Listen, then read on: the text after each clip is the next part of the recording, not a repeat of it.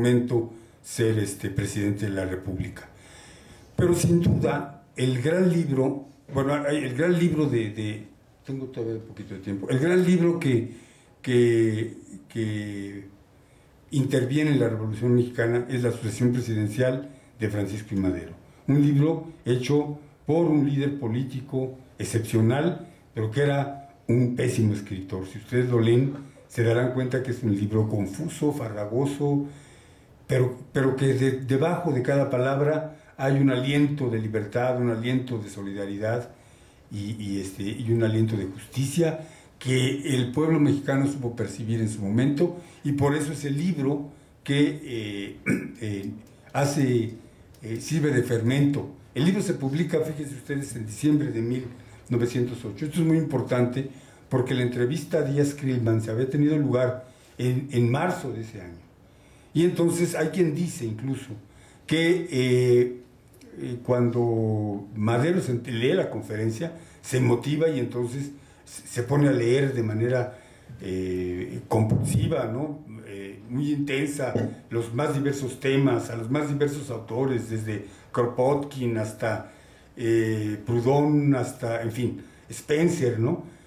De los más diversos puntos de vista, y entonces empieza a generar la idea de publicar ese libro, que se publica en diciembre de 1908 en San Pedro, Coahuila. Si en un pueblo se publica el libro, no llega a una gran editorial de la capital de la República. Y sin embargo el libro comienza a generar una agitación impresionante en todo el país, al punto de que ya cuando se avecina la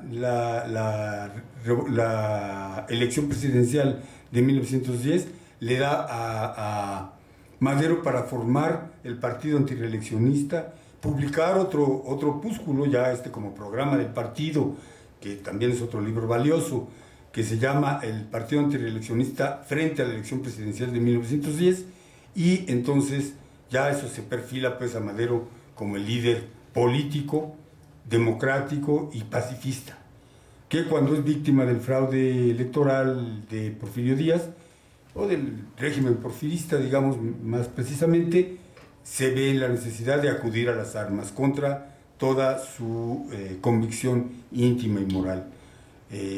Por fortuna y al final también alguien puede decir que por desgracia, la revolución maderista en esa etapa armada fue muy breve y fue poco cruenta, lo cual dejó vivo al ejército federal, y eso permitió o incubó el golpe de Estado que 2 años después depondría a Madero y sumiría al país en una cruentísima guerra civil a partir de febrero de 1913. Bueno, y luego hay otros libros también muy importantes. Un libro que se publicó en Estados Unidos por un autor, John Kenneth Turner, un periodista norteamericano, que escribe México Bárbaro. Es un gran reportaje sobre México, en donde demuestra las difíciles condiciones en las que vivían los campesinos mexicanos, y donde demuestra incluso la existencia de trabajo esclavo. Hay quienes han opinado que ese libro fue patrocinado por el Departamento de Estado norteamericano porque le tenían ganas a Porfirio Díaz. Sí, es cierto, había elementos de fricción permanente entre el gobierno de Díaz con el gobierno de Taft en Estados Unidos. Uno de los temas que llevaban a una fricción muy dura al gobierno de Díaz con el gobierno norteamericano era Nicaragua, ¿no? El golpe que le dan a Zelaya, al presidente Zelaya, que hace que el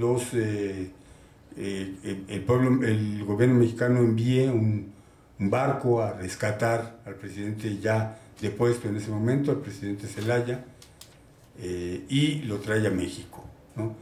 En fin, y después este libro, además el libro está escrito con una intención manifiesta de Turner. Él dice: yo estoy escribiendo este libro porque en México, lo dice en mi prólogo, en México va a estallar pronto una revolución, y no tengo la menor duda de que una vez que estalle esa revolución, Estados Unidos va a intervenir.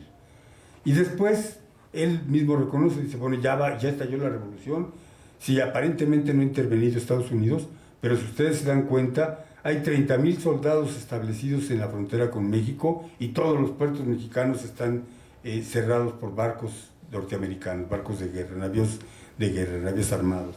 Entonces, si eso no es intervención, entonces, ¿qué es?, se pregunta Turner, y dice: mi intención entonces es que el pueblo norteamericano entienda en profundidad la vigencia de la lucha del pueblo mexicano y evite que esa intervención llegue a mayores. Ya sabemos que tuvo expresiones todavía mucho más, ni siquiera con Taft, sino con el siguiente presidente, que fue Woodrow Wilson, que en 2 momentos intervino con armas en México, invasión militar. Y desde luego un libro clave de un gran intelectual, también del porfiriato, pero cuyos libros curiosamente se publicaron después de la caída de Porfirio Díaz, que es Emilio Rabasa. El gran jurista Rabasa publica en 1912 ya un libro que va a ser esencial para el pensamiento político constitucional mexicano, La Constitución y la Dictadura. Este libro es oro molido para los que van a hacer la siguiente constitución en México, la Constitución de 1917, que nos rige hasta la fecha.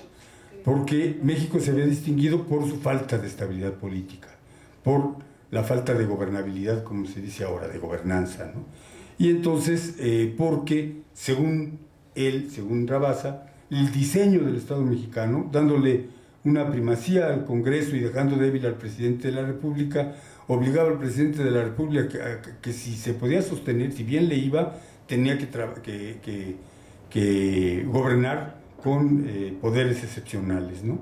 Entonces prácticamente anulaba al Congreso, y entonces era un ir y venir entre la anarquía que provocaba en un momento dado la preponderancia del Congreso y las actitudes dictatoriales. Tenían que gobernar por decreto, dictando las leyes en las que se vieron obligados Juárez, Lerdo, etcétera, ¿no? Y el propio Porfirio Díaz.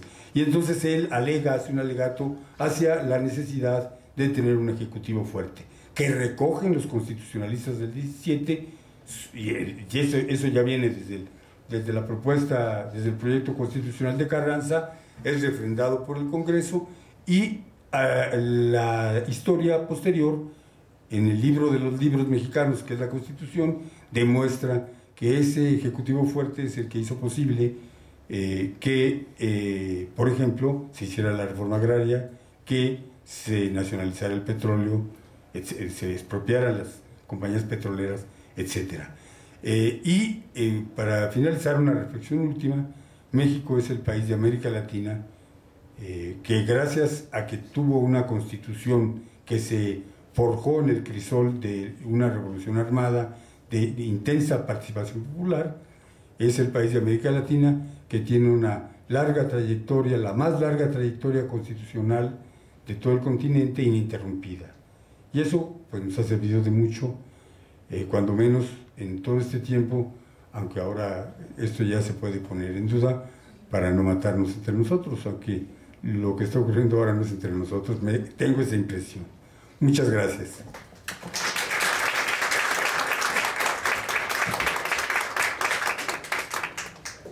Muchísimas gracias. Bueno, tenemos oportunidad para hacer algunas preguntas. ¿Sí? Sí, bueno, me presento, soy el doctor Javier Carranza, de DGB. Un comentario curioso en el que tiene parte la DGB y el CUIP. Bueno, primeramente, pues las 3 exposiciones han sido sumamente interesantes, porque bueno, en una época en que la gente piensa en matarse, como al inicio de una revolución, como dice el doctor Moreno, hay gente que tiene el tiempo de estar teniendo un sustento así libresco, un sustento ideológico, y lo hace con constancia. A la vez también me asombró pues la interesante exposición del doctor Reyes sobre Fray Servando, no una figura poco publicitada.